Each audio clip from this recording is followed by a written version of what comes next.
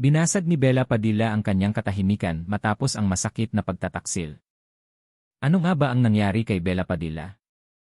Bakit biglang nawala sa social media ang isa sa mga pinakamatapang na aktres ng bansa ng ilang linggo? Nagpapahinga lang ba siya o tahimik siyang humaharap sa isang bagay na mas malalim? At bakit ngayon iniugnay ng mga tagahanga ang kanyang emosyonal na post sa mga nababalitang issue na kinasasangkutan ng dalawa sa kanyang pinakamalalapit na kaibigang celebrity? Manatili hanggang sa huli dahil ang nakakasakit ng pusong pag-amin ni Bella ay nag-iwan sa mga tagahanga ng emosyonal at nagdulot din ito ng hindi mabilang na mga tanong na nananatiling walang kasagutan. Maligayang pagbabalik sa Star Pulse. Kung bago ka rito, huwag kalimutang mag-like, mag-subscribe, at on ang mga notification para sa mga pinakabagong update sa entertainment sa Pilipinas. Ang kwento ngayon ay hindi tungkol sa isang bagong pelikula o isang kaakit-akit na paglabas sa red carpet. Sa halip, ito ay tungkol sa kahinaan, pagtataksil, pagpapagaling, at paghahanap ng lakas ng loob na sa wakas ay magsalita pagkatapos manatiling tahimik ng matagal. Sa wakas ay inihayag ni Bella Padilla kung bakit siya biglang tumahimik sa social media at ang kanyang emosyonal na mensahe ay nakaantig sa libu-libong tao. Ngunit sa likod ng kanyang mga salita ay may mga detalyeng nag-iwan sa mga tagahanga na nagtataka kung ano talaga ang nangyari. Iyan ay katahimikan nagpagtila kay lahat. Sa loob ng ilang linggo, maraming tagasunod ang nakapansin ng kakaiba. Si Bella Padilla, na kilala sa aktibong pagbabahagi ng kanyang mga saloobin, paglalakbay, proyekto, at advokasya, ay naging kapansin-pansing tahimik online. Natural lamang na nagsimulang magtanong ang mga tagahanga. Abala ba siya? Nagtatrabaho sa ibang bansa? Naghahanda para sa isa pang proyekto? O may mali ba? Sa wakas, noong Hulyo 20, 2026, nagpa siya si Bella na basagin ang kanyang katahimikan sa pamamagitan ng isang madamdaming post sa Instagram. Kasama ang isang mapayapang video ng pottery session, pinili niya ang nakakaantig na kantang Someday I'll Get It ni Alec Olsen. Sa unang tingin, tila kalmado at nakaka-relax ang post. Ngunit nang simulan ng mga tagahanga na basahin ang kanyang caption, natuklasan nila ang emosyonal na unos na tahimik niyang dinadala. Pagpapala. Sinundan ng pagkabira ng puso. Ibinahagi ni Bella na ang 2026 ay talagang puno ng mga pagpapala. Nagsalita siya tungkol sa pagtanggap ng mga kapana-panabik na proyekto, mga matagumpay na pelikula, mga palabas sa streaming, mga pabalat ng magasin, mga paglalakbay, mga pagkilala, at mga personal na tagumpay. Mula sa labas, lahat ay tila perpekto. Ngunit inamin niya na habang maraming magagandang bagay ang nangyayari ng propesyonal, may mga masasakit na pangyayari rin na nagaganap ng pribado. Dahil alam niyang maraming tao ang nakakaranas ng mga paghihirap, lalo na sa mga hamong nangyayari sa buong bansa, nadama ni Bella na wala siyang karapatang magreklamo. Kaya sa halip, pinili niya ang katahimikan. Itinago niya ang lahat sa loob. Iyan ay masakit din ay pagkakataon. Pagkatapos ay dumating ang pahayag na agad na nakakuha ng atensyon ng lahat. Inihayag ni Bella na sa kanyang mga mahihirap na sandali, natuklasan niya kung sino ang tunay niyang mapagkakatiwalaan. Ayon sa kanya, ang ilang mga taong kanyang sinuportahan at pinasigla sa mga nakaraang taon ay piniling manahimik noong pinakakailangan niya sila. Sa halip na tumulong sa pagpasan ng kanyang pasanin, tumingin lang sila sa malayo.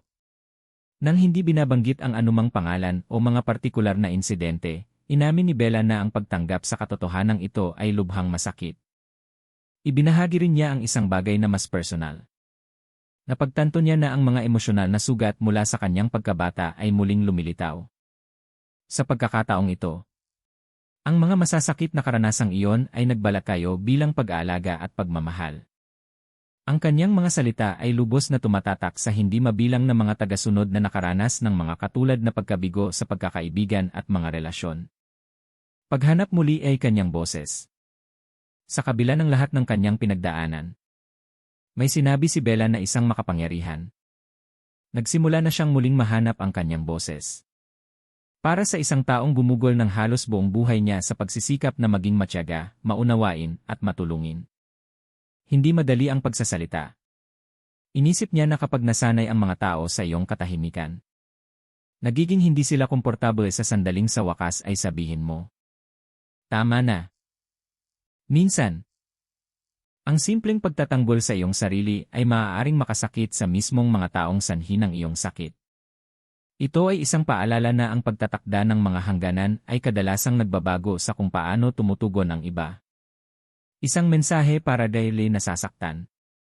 Sa halip na tapusin ang kanyang mensahe ng may galit, pinili ni Bella ang habag.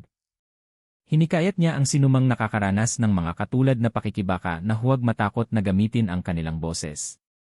Inamin niya na wala pa rin siyang lahat ng sagot. Nag-aaral pa rin siya. Nagpapagaling pa rin. Patuloy pa rin sa pagsulong araw-araw. Ang payo niya. Pakinggan ang Someday I'll Get It ni. Umiyak ka kung kailangan mo. Ilabas mo ang iyong emosyon. Pagkatapos bukas, gumawa ng isa pang hakbang pasulong.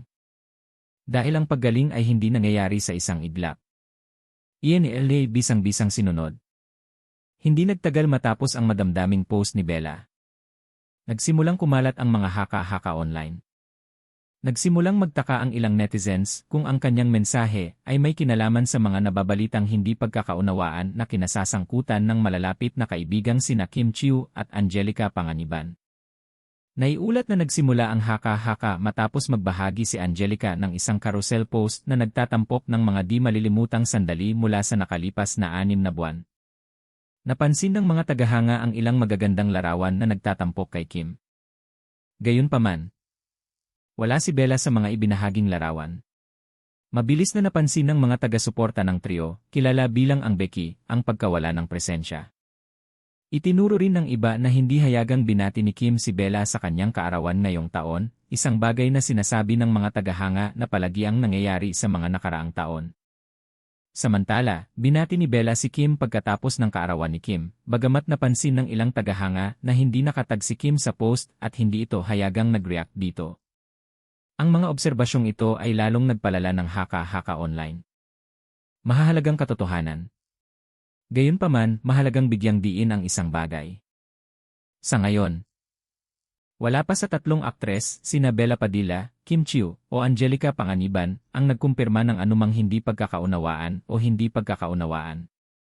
Ang lahat ng nag-ugnay sa emosyonal na mensahe ni Bella sa kanyang mga pagkakaibigan sa mga kilalang tao ay nananatiling haka-haka lamang mula sa mga netizens.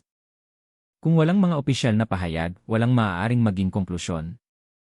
Sa ngayon, tanging si Bella lamang ang tunay na nakakaalam ng mga personal na karanasan sa likod ng mga madamdaming salitang ibinahagi niya. Ang kwento ni Bella Padilla ay nagpapaalala sa atin na kahit ang mga taong mukhang matagumpay at malakas ay maaaring tahimik na magdala ng mga emosyonal na pasanin na walang nakakakita. Minsan ang pinakamahirap na laban ay ginagawa ng tahimik. At minsan ang pinakamatapang na bagay na magagawa ng isang tao ay ang sa wakas ay magsalita. Mapa ang kanyang mensahe ay tungkol sa pagkakaibigan, pamilya, personal na paggaling, o isang bagay na ibang-iba. Isang bagay ang malinaw. Pinipili ni Bella na sumulong ng may katapatan, lakas ng loob at pag-asa.